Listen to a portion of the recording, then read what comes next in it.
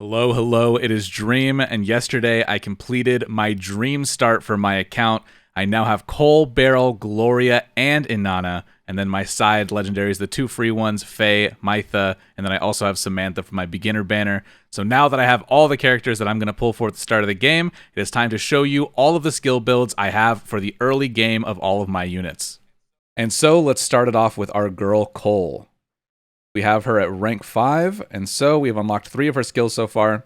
The first one, I believe, is purely just whichever one you prefer.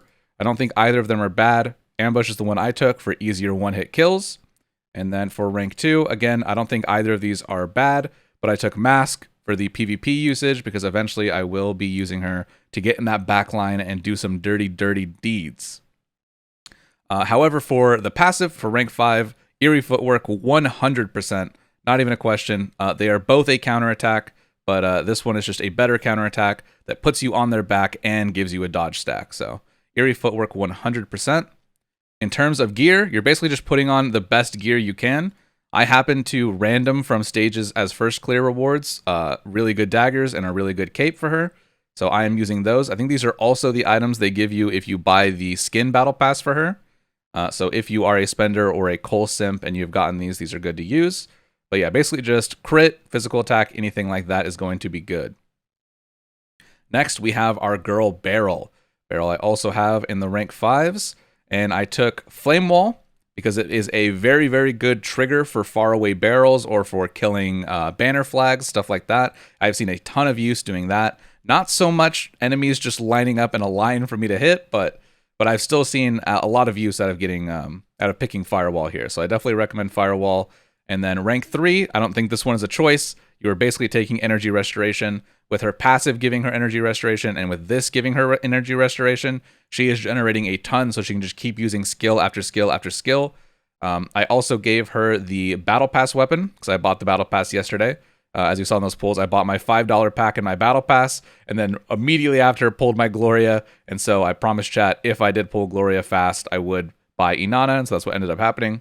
So I did have the Battle Pass weapon. I gave it to her. This is generating even more energy on top of giving her the magic attack stat of an epic.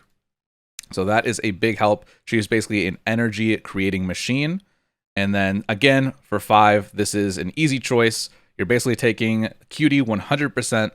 Almost all damage you're going to be taking, if you're playing Beryl correctly, is range damage or AoE damage as you're standing behind your frontliners. So this is basically just reducing most of the damage you should be taking altogether on her. And yeah, so this is the build for her. These two, 100%, and then I recommend Flame Wall, but I don't think Casual Search would be an awful pick. Next, we have our girl Gloria, who is another character that we are going to be using our Castilias on. So, rank 1, doesn't really matter which one you pick. I picked Knightly Spirit, but I don't even use it, so honestly, either one, whichever your preference is. However, rank 3, you are getting both skills. Both of these are very, very good. One is her buff skill, and one is her yeeting her flag and doing a giant AoE puddle while placing her banner down that buffs your team as long as it is alive on the field. So both of these skills you're going to want to do, and it is definitely worth using one of these for. Next, we have her rank 5. Both of these are very, very good. I think I've been told that Frontline Defense is probably the better long-term option, as it is a giant damage taken decrease.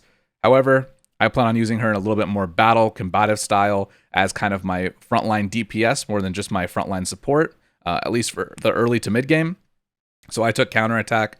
If I end up having to go back here and spend another one of these, I really don't mind personally. As a spender, I will probably have enough of these to get all of the skills that I need 100% like this, and also to do stuff like this. So I am not worried about that. But if you want to be super, super safe, I would probably just take frontline defense early and give up on trying to make her a hard DPS if you're trying to be really, really stingy with your mats. Next, we have Faye. I got Faye yesterday, and I basically just kind of ran it down. This seems like one of the only characters where like you can basically build him multiple ways.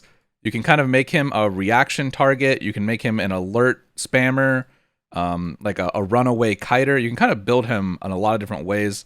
The way that I chose was the first one. I took the crit over the movement.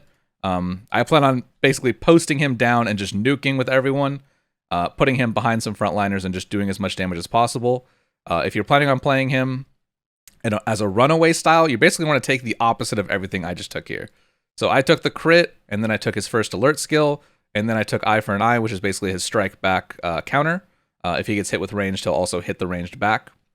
But if you want to go for like more of the kite nuke build, then I think you should go the opposite. You should take rock climbing. It's an instant rock climb. And then precise shot for a good nuke, along with fleeting hair for if you ever get into trouble, you can start that kite process easier. And so yeah, that's basically how I built mine. But again, I think this is preference, pure preference. I don't think either version of him is necessarily bad. Next, we have our girl Inanna. Now, Inanna is one of these characters that you're basically just picking the best skill every time. This is not a multiple role kind of character.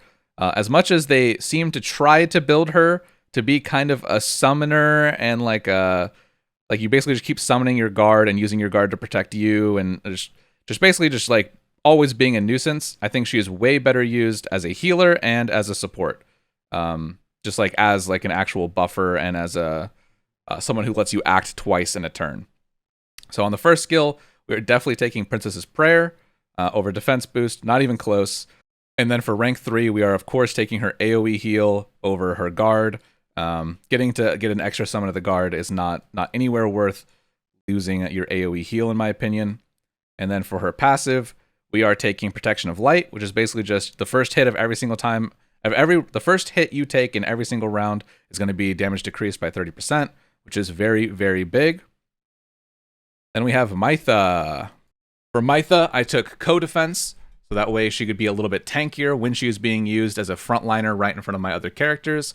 And then rank 3, this is the one you're going to 100% want to pick. Come on, everybody. The cheese, as is so adequately named, it gives a buff, it gives a AoE heal, and it gives you the skill that's basically this. I call it castling. It is basically whenever someone near you gets attacked, you are going to swap places with them and take the hit for them. It is very, very good. So a heal, a buff, and a castle all in one skill. Her rank 3, 100% we're taking cheese. And then for her passives, I took the block counter so that she can get a little damage back as she's doing all of that. Endurance activation. This is one of those things where it probably gets better late game, especially because it's really easy to keep this up if it lasts 2 turns. However, just the chance to block. So it's basically this side is you can always upkeep a 20% damage reduction, and this side is you're turning it into a 50-50 20% damage reduction, but you can also attack back when you get hit. And then finally, we have Samantha, who I unfortunately stopped using after I got Inanna, but she is still a very good healer if you have her. And so we got, of course, Energy Restoration for her first skill. This is always the GOAT on any kind of caster. Super, super good. Very good value. And then for her rank 3, we are definitely taking her AoE heal. It is a very, very powerful group heal. I spammed it a ton back when I was using her. And so easy choice here again. And then lastly, for her rank 5 passive, left side, once again, Devout Faith. It gives you an auto res as long as you die with more than 3 energy. Very, very strong. It can be used twice per battle. Again, another easy choice in my opinion. And so that is all of the builds that my current legendary characters are all in. I hope that helped. I hope you guys are enjoying playing the game. I look forward to the next time I get to see you all on stream. Until then, please stay safe, stay cute. I have been Dream. A boo, a yeah.